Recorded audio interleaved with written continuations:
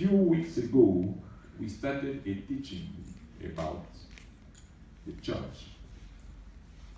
And we thank God again, this morning, the same topic come back again about the church.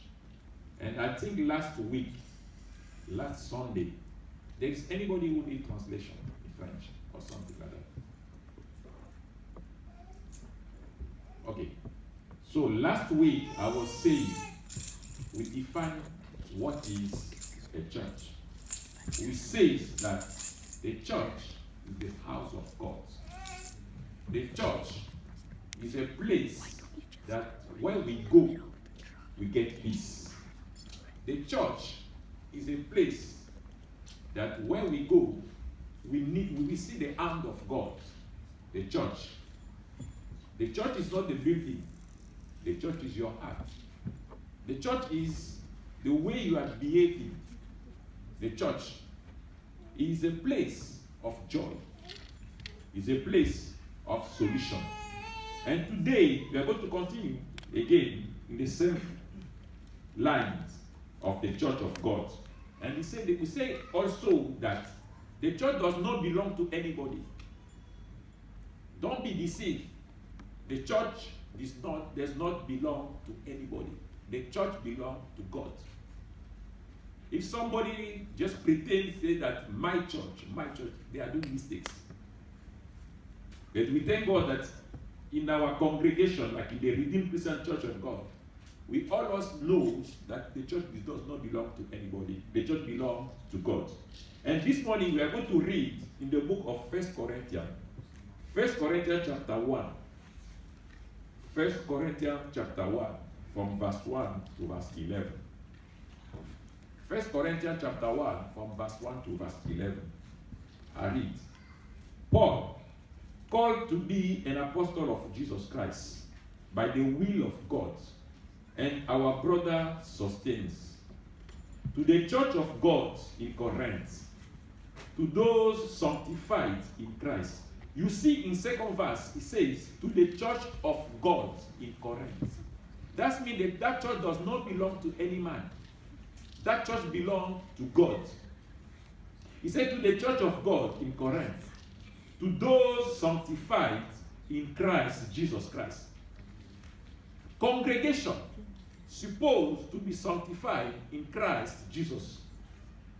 The congregation, the church, the member of the church have to be sanctified by Jesus Christ and called to be his holy people. That's why we ask you to walk in righteousness. That's why we ask you to walk in holiness. Why? Because you're supposed to be, the church supposed to be a holy people of Christ. The church is the only people, holy people of Christ. The church is not a place of gossip. The church is not a place of hatred. The church is a place of love because our God is love. And if we come to the church, then we need to show our love to our neighbor, for each other. Why? Because our Father too has his nature is love. It's a holy place together with all those everywhere who call on the name of our Lord Jesus Christ. Their Lord and our Lord and ours. Together, the people, the holy people have to come together to glorify the name of God. We come together because we're supposed to be holy.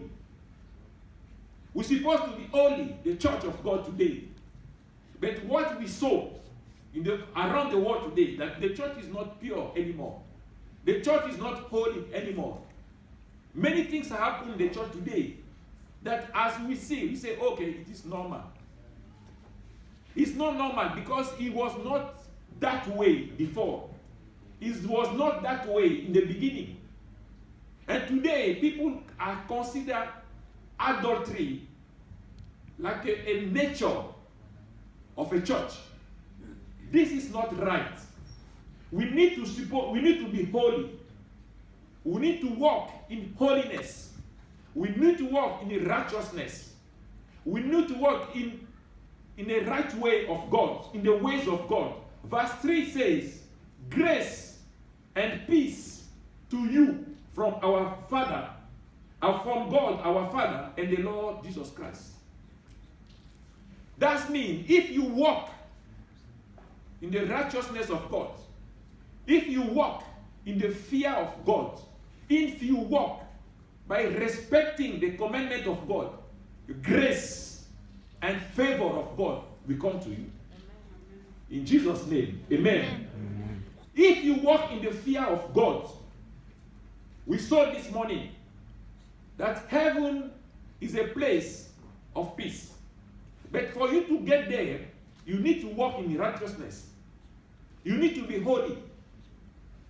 You need to walk in the fear of God. You need to respect His commandment. And commandment of God are not hard. God will not ask you to kill, to bring Him a yellow or a red cow. No. He will never ask you that. He will just say, love your neighbor as you love yourself.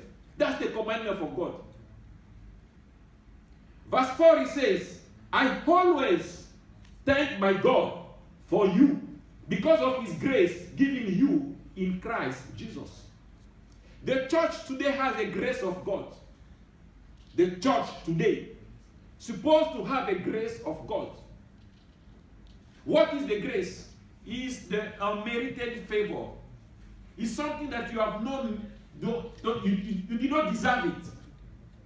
That is grace. Something that you never expect it. That is grace. For somebody to die for you and me, it is a grace. You don't pay anything. You don't have to pay anything for Him to die for us. Just to save us, to save our sin, to clean us from our sin. So that is grace. He said, I always thank my God for you because of His grace given you in Christ Jesus.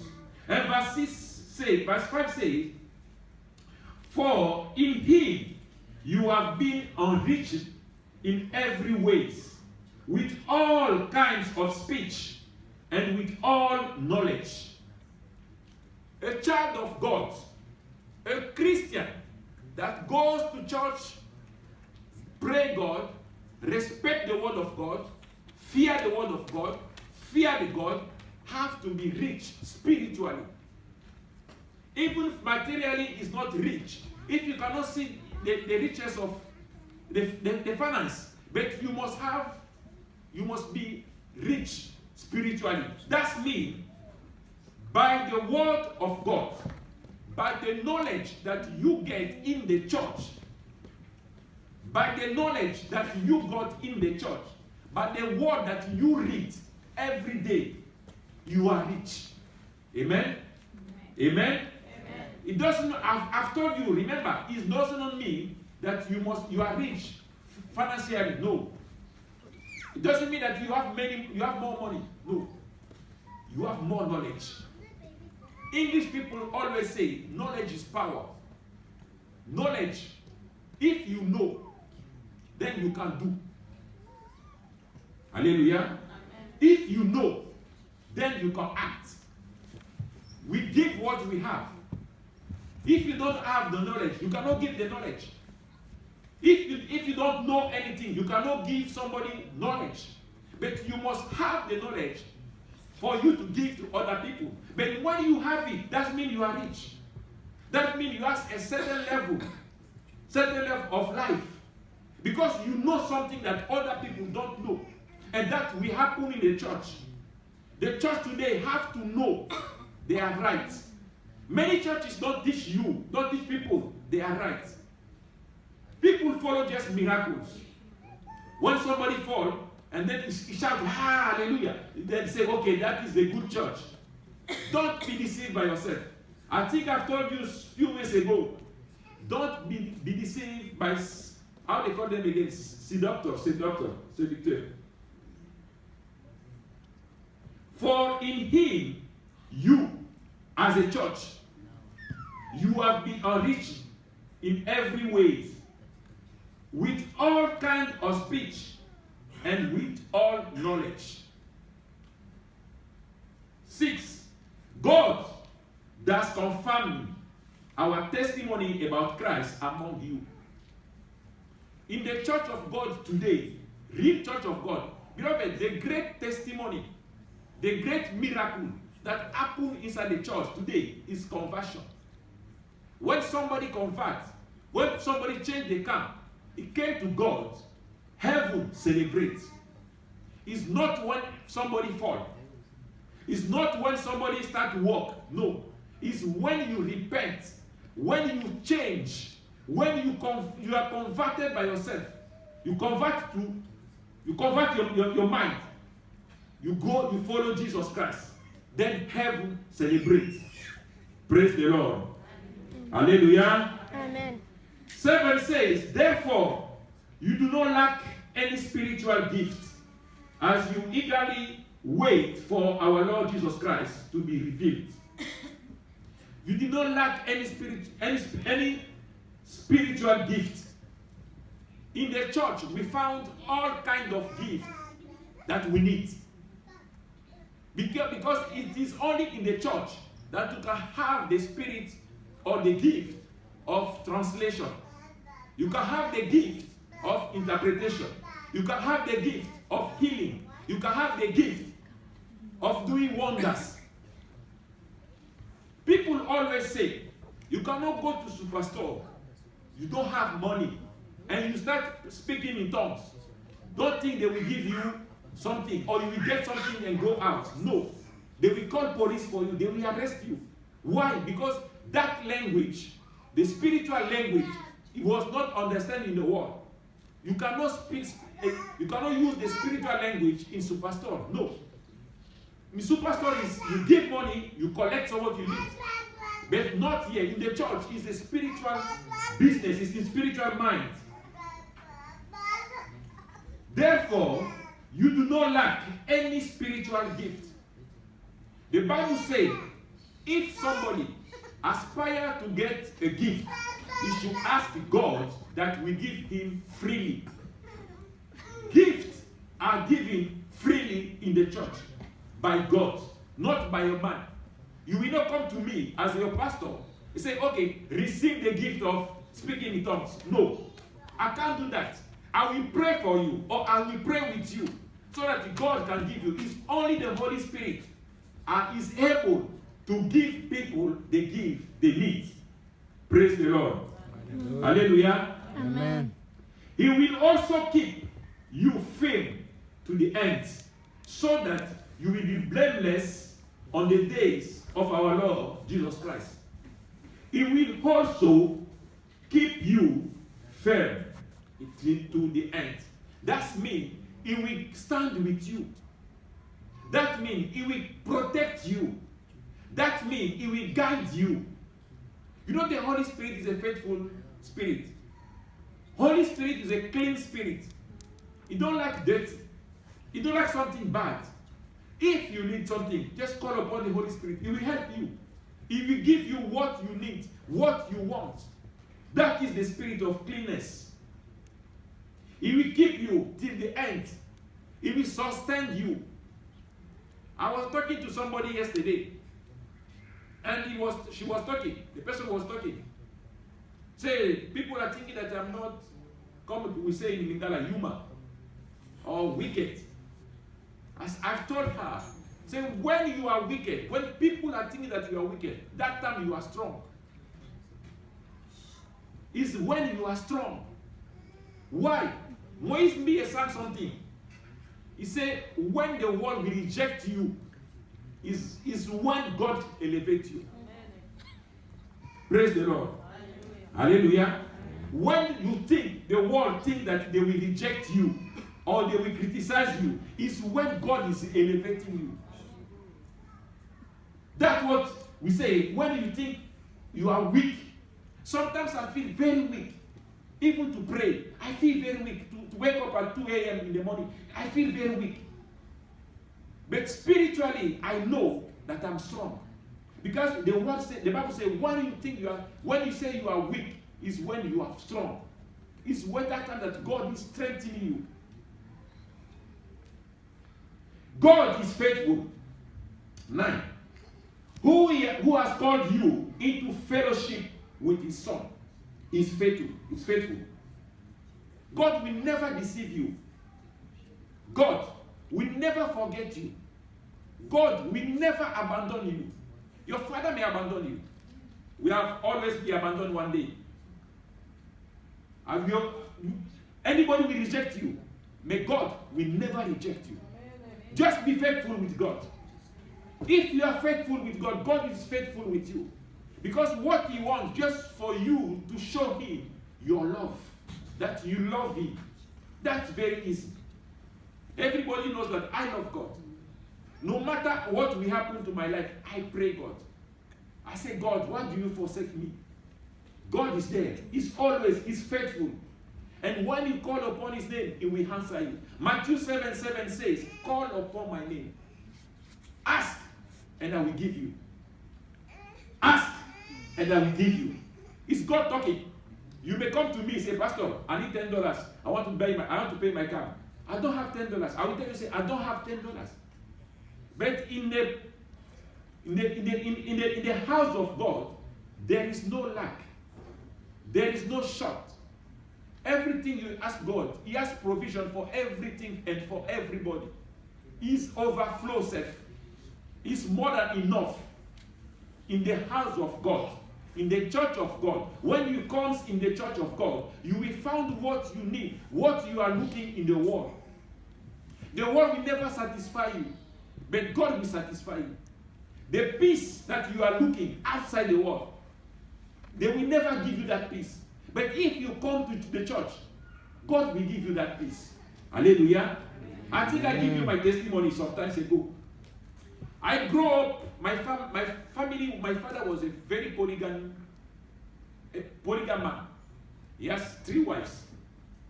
After the death of my mom, and then we started to struggle for us to live. We got through so many stuff.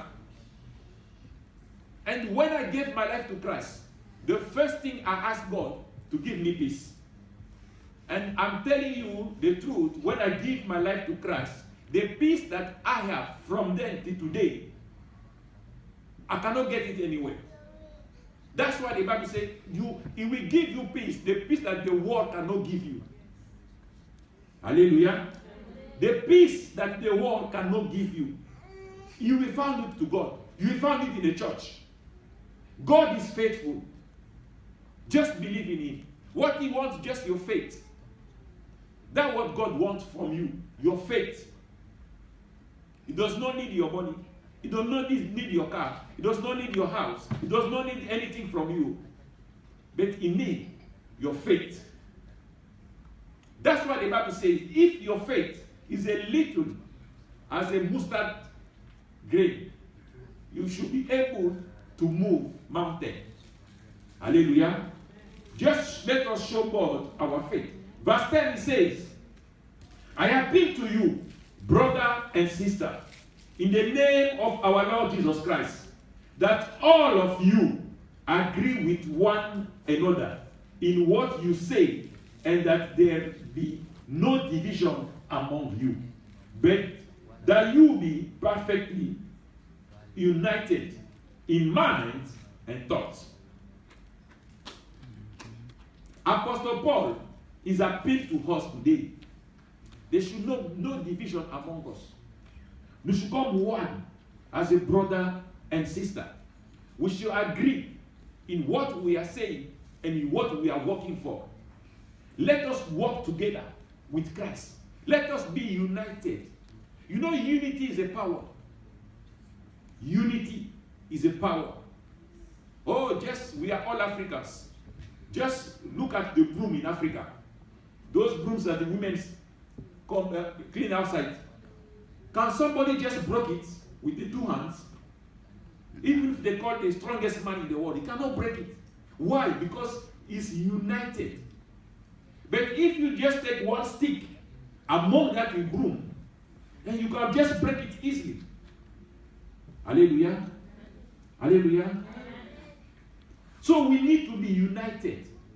That's what God wants the church to be today. The church of God is divided today. This is for Christ. This is for Mammon. This is for this one. No. Look at the march we did last time. Was it last Saturday? We have a march for Christ here in Saskatoon.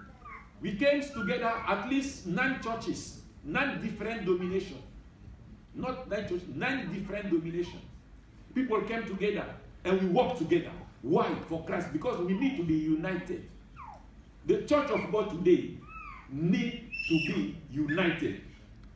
And that's what Apostle Paul and God want the church to come back today. We want to come back in that unity in Christ. Verse 11 says, my brothers and sisters, some from Chloe household have informed me that there are quarrel among you. It is true. In any houses, there is quarrel. In any houses, there is quarrel. You cannot stay in the house, one house or under a roof for days without have misunderstanding. Even husband and wife, they always, not always, sometimes they have misunderstanding. One will not understand the other, and the other will not understand the other. It happened everywhere. Even the church today. Some people think that the church is for a man. No. The church is not for a man. The church is the church of God. Hallelujah. Hallelujah. Amen. Psalm 133 verse 1 says, 133, Psalm 133 verse 1. What it says, Psalm 133 verse 1 says, 133 verse 1. How good and pleasant it is when God's people live together in unity. How good and pleasant it is when God's people live together and in unity. We, the church, have to live together. We have to be one. We have to be united. Look at the Trinity. God himself is 3 in 1. He's united. He has God the Father, God the Son, and God the Holy Spirit. But the 3 of them are one. They are united. That's why the word behold means certainly, without any doubt, surely. It is good for children of God to be united. The church is calling to be united. The church of God have to be united. That's why you see in the marriage, they say 1 + 1 = 1. Hallelujah. 1 + 1 = 1. Husband and wife have to be one. Husband, wife, and children have to be one. That's why Amos says, can 2 work together if they don't agree? After the fall of man, man put the nature of sinner. After the fall of man, in the Garden of Eden, man put the nature of sinner. And sin is what brings hatred. Sin is what brings division. Sin is what divides people. Sin is something that God hates the most. When you hate your brother or your sister, you are separate from him. Why? Because you don't love him. So you cannot work together. You are separate with him. You will send him far from you. Why? Because hate, the sin, is in you that reflects to your brother or your sister. As a church today, we need to remove sin. The body of Christ don't need division, don't have to be divided. The body of Christ have to be united. Don't be deceived yourself, beloved. Don't be deceived yourself. They came just to destroy you. John 10:10. John 10:10. They came, the devil came just to destroy you, to kill you. If somebody comes with another doctrine, tell you, say, hate your brother, hate your sister, send him away. Say, that is not the word of God. That's not the will of God. The will of God is that you should love your neighbor as you love yourself. The will of God is that you love your father as you love yourself. If you love your wife, if you love your husband, if you love your children, you will not do something bad to them. Hallelujah. Hallelujah. Amen. To round up, let us read Acts chapter 4, verse 32. Acts chapter 4, the book of Acts, chapter 4, verse 32. Acts 4, 32 says, Acts 4, 32 says, all the believers were one in heart and mind. No one claimed that any of their possessions was their home, but they shared everything they had. This is the story of the apostle. The apostles come together and they agree as a church to sell everything they have and bring them in the church so that everybody will have something. And then they says, in 32 they says, all the believers were one in heart and in mind. You know the story of Sapphira and Ananias. You know how they handled. Why? Because they were not in one. They were not united with the church. And that God have to kill them. So if you are divided inside the church, if you are not united with the church, knows that your hands will be very bad. Praise the Lord. Hallelujah. Amen. I think I will stop there for today. And we are going to continue the last part of the church next Sunday by the grace of God. Please, let us be united as a church. Let us be united.